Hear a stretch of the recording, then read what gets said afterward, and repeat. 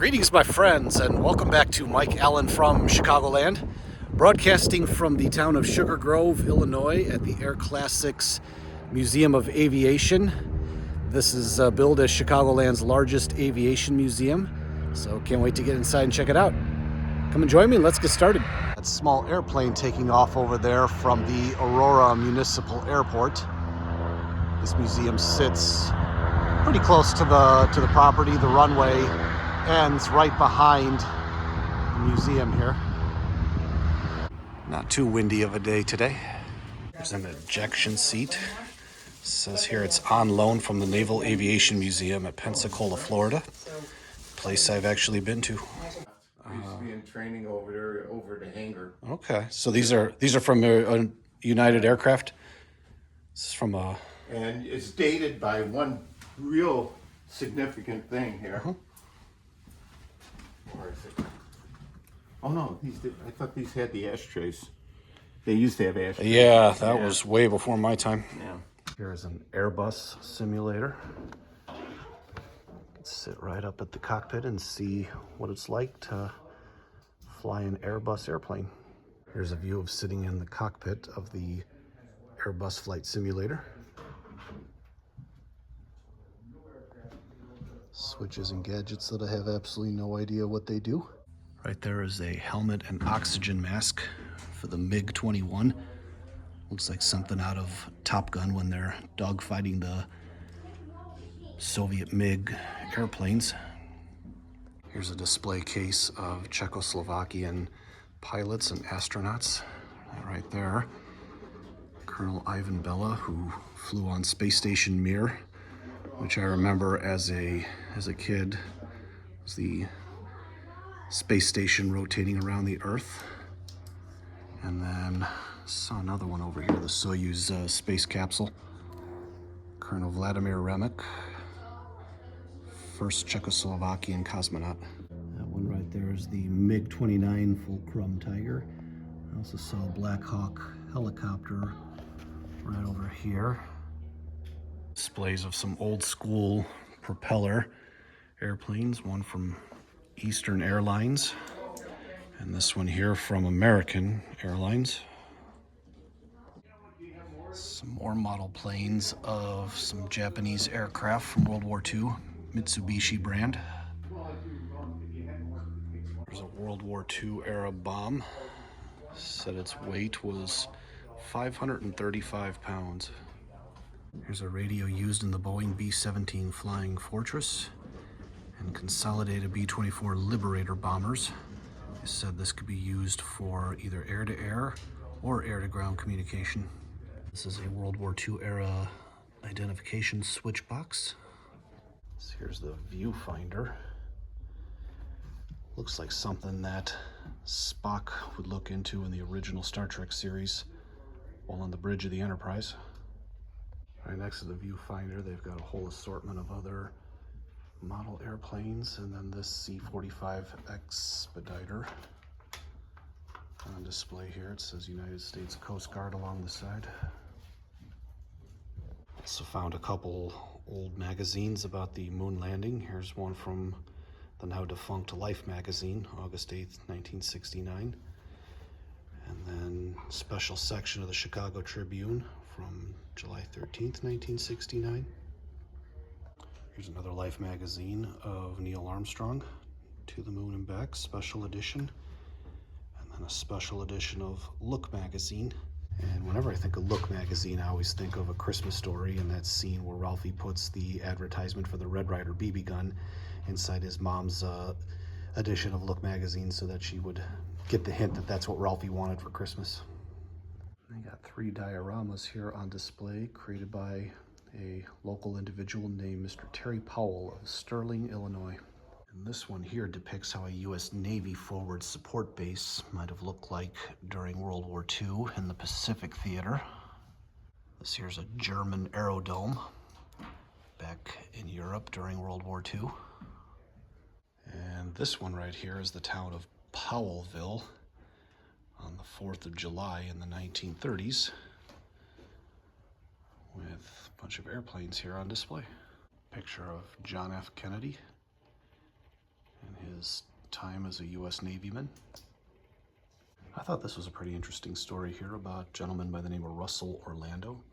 Served in the Army Air Corps during World War II between 1944 and 1946.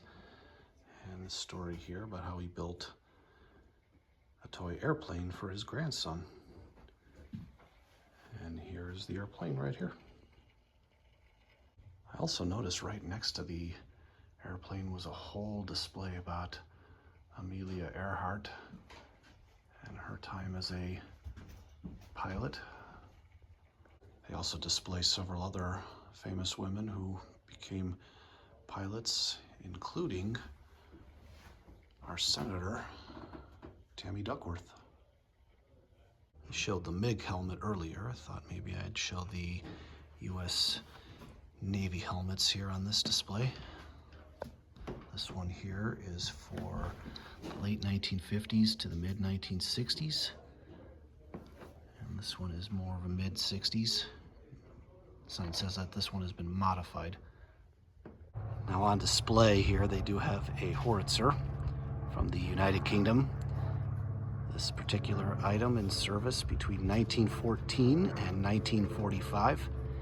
It was produced though between 1914 and 1918. So I'm assuming this had to have been used in both World Wars. Here's what it looked like. And then the vantage point from the front.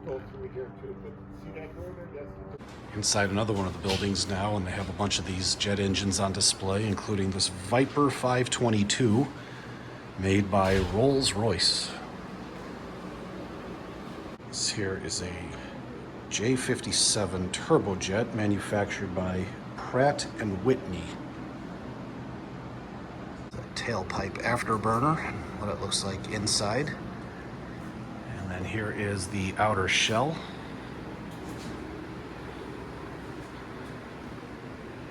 And this one looks to be the biggest jet engine on display from General Electric. This one right here. And with all the wires and knobs and pipes, it actually kind of makes me think of those Raptor engines that SpaceX uses on their Falcon 9 rockets and now their Starship rocket. I know this isn't something that got any vehicles up into space, but still makes me think of that nonetheless. One of the things I really love about this museum is they got all these model airplanes on display here, and probably the best one I've seen so far is the B-2 stealth bomber and then the fighter.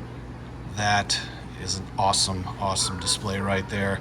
Just seeing a stealth airplane. Never seen one of them in person, but even if it is just something that's a model, it's still pretty cool. Here's a model of the Enola Gay, which was used to drop the atomic bomb on Hiroshima and Nagasaki during World War II. There's a picture of the bomb right there. And then there's another picture on the other side here, the actual Enola Gay.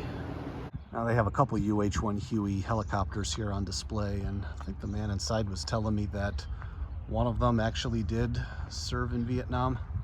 Let's see if we can get a close-up here inside of what it looks like. And then also in the back, this looks exactly something that I would see in old Vietnam War movies like Platoon. That's kind of the vibes I'm getting here. And this one, they actually let you go up inside of it, so we'll go ahead and do that. Here's what it looks like from the front. Whoa, tight squeeze. Here's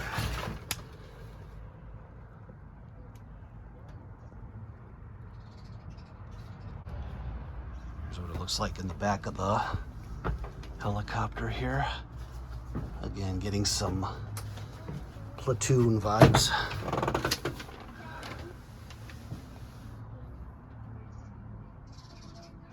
Yeah, so these helicopters were used primarily as evacuation methods to evacuate wounded soldiers out of harm's way. I don't see any areas where it would have weapons on them, since it's just used to evacuate soldiers. You'll have to forgive me, I'm not an aviation expert, and they do not have signs saying what these airplanes are, so I'll just try to do the best I can to match up with what was given me versus what I'm seeing right here. And I believe this is the A7 Corsair II. And they've got the missiles no longer attached, but they are included here with the aircraft. And please, if there are any aviation experts, particularly for military aircraft that are watching, feel free to correct me in the comments section if I get anything wrong.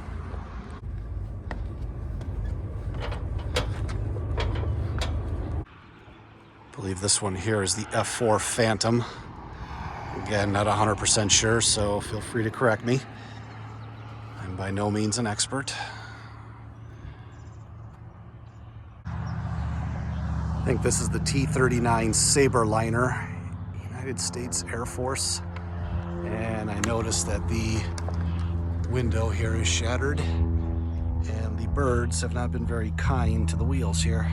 This is the F-105 Thunder Chief, and the reason I could tell is because it matched up with the pointy end here on the sheet of paper. I think this here is the TA-4 Skyhawk.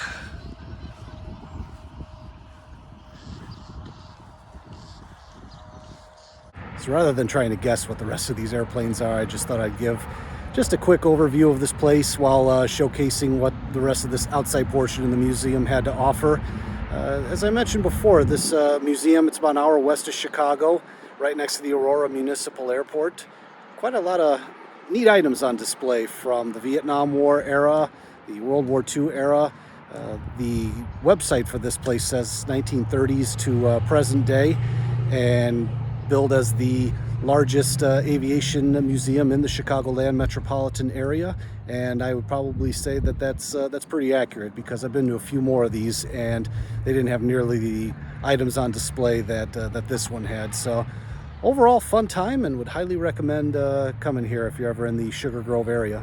So thank you for tuning in to this week's video at the Air Classics Museum of Aviation here in Sugar Grove, Illinois. Wouldn't mind hitting that like and subscribe button, I would greatly appreciate it. There's other ways you can help me out in growing the channel. I'll put links down in the description below. That includes the brand new Mike Allen from Chicagoland Facebook page. Anyways, this is Mike Allen from Chicagoland, signing off from the town of Sugar Grove. I'll be back next week with another video, but until then, don't you go changing.